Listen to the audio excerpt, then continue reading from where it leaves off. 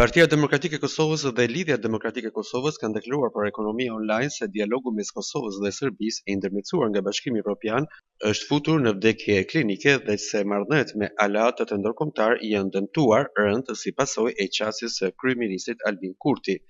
Sekretarja e përgjithshme e PDK-s, Vlora Çitaku, në një intervistë për ekonomi online ka thënë se dialogu ka humbur vlerën për shkak të papërgjithshmërisë së Kurtit. Kur zoti Kurti ka marrë detyrën e tij si kryeministër, në tavolinën e tij ka gjetur letra të njëpasnjëshme të presidentëve amerikanë, të cilët i kërkonin institucioneve të Republikës së Kosovës që të përfshihen në dialog në mënyrë që të arrihet një marrëveshje finale gjithëpërfshirëse me njohjen reciproke në qendër.